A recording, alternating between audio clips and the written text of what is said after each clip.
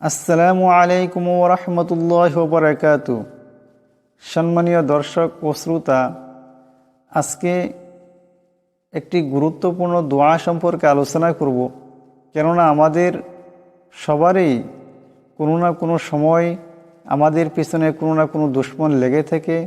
আমাদের দুশমনকে দমন করার জন্য এবং দুশমনকে পরাস্ত করার জন্য হুজুরে পাক সাল্লাল্লাহু আলাইহি সাল্লাম আমাদেরকে যে দোয়া শিক্ষা দিয়েছেন, সেই দোয়া আজকে আমরা শিখব ইনশাআল্লাহ। এই দোয়া নিয়মিতভাবে পাঠ করলে নিশ্চিতভাবে আপনার দুশমন পরাস্ত হয়ে যাবে ইনশাআল্লাহ। দোয়াটি হলো আল্লাহুম্মা মুনজিলাল কিতাবি সারিআল হিসাবি ইহজিমিল আহজাবা আল্লাহুম্মা ইহজিমহুম ওয়াজালজিলহুম। আল্লাহুম্মা, এখানে গুণনা করতে হবে, আল্লাহ লামকে মোটা করিয়া পড়তে হবে।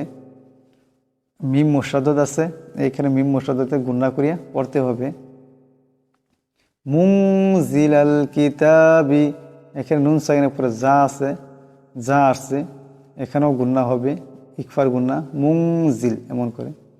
মুনজিলাল কিতাবি সারিআল হিসাবি ইহজিমিল আহজাবা আল্লাহুম্মা ইহজিমহুম ওয়াজালজিলহুম।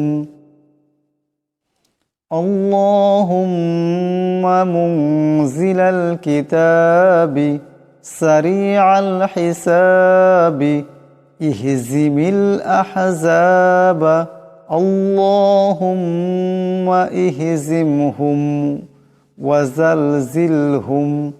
আমরা সবাই এই দোয়াটিকে মুখস্থ করব এবং আমরা যদি নিয়মিত এই দোয়াকে পাঠ করি তো অবশ্যই আমাদের দুশমন পরাস্ত হয়ে যাবে ইনশাআল্লাহ।